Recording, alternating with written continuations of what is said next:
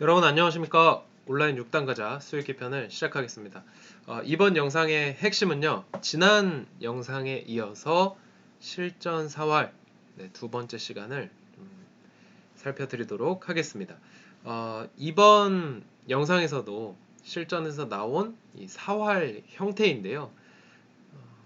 실제로 이 대국에서는 이 사활이 나온 부분을 전혀 손을 대지 않고 바둑이 마무리가 되었습니다.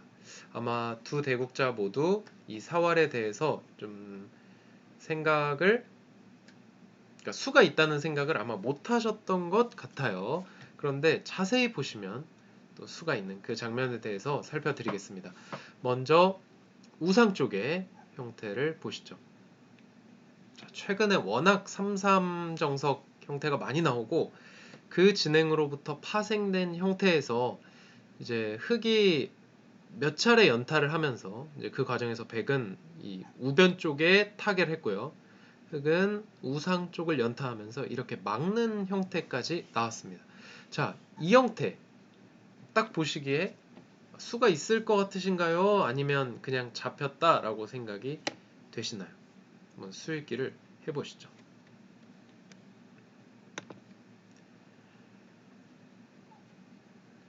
먼저 이 형태는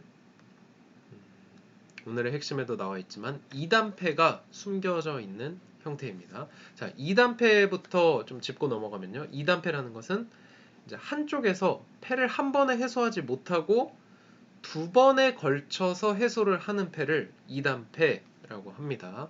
보통 패라는 것이 서로 한 수로 해결이 되는 경우가 많죠. 그런 것들을 그냥 패 또는 사활이 걸려 있을 때는 단패, 또는 흑이 먼저 따내면 흑선패, 백이 먼저 따내면 백선패, 이런 식으로 이야기를 합니다.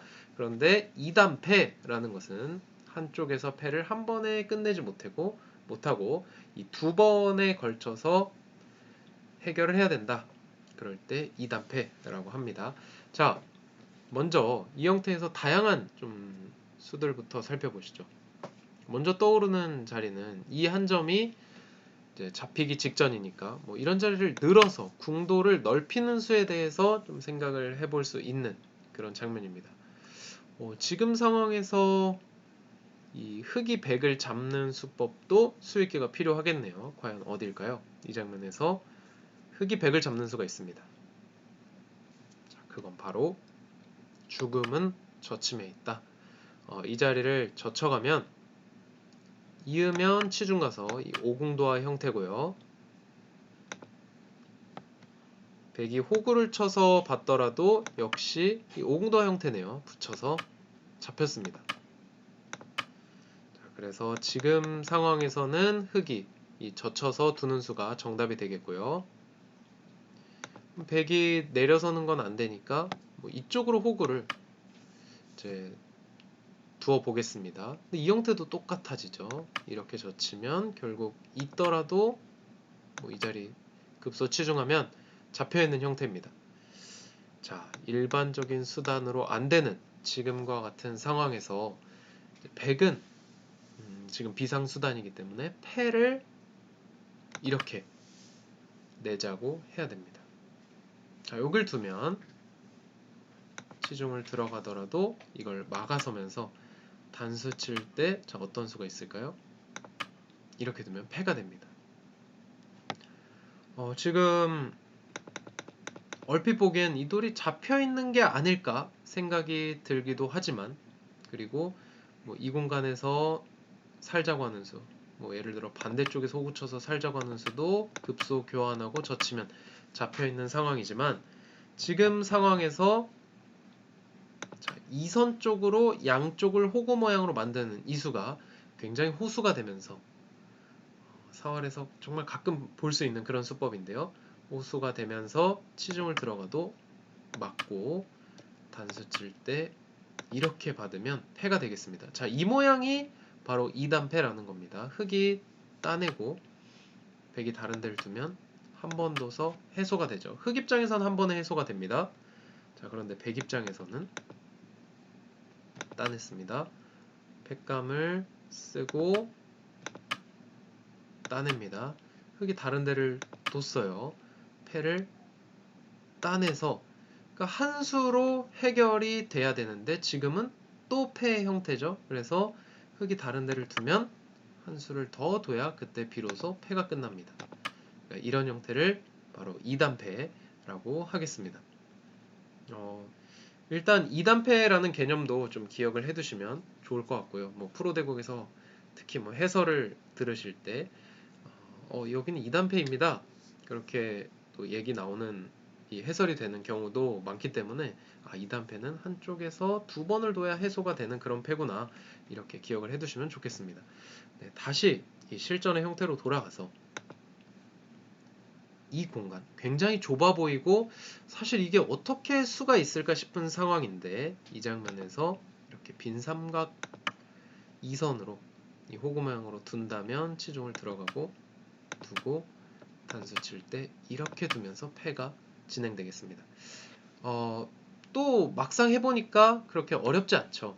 네, 그래서 수를 읽다 보면 이렇게 좀 분명히 좋은 수들이 숨겨져 있고, 또 이게 막상 수를 찾으실 수가 있을 거예요. 그리고 한 가지 더 좀 강조를 드리고 싶은 것은, 이 패에 대한 막연한 또 두려움이 있으신 분들이 계실 겁니다.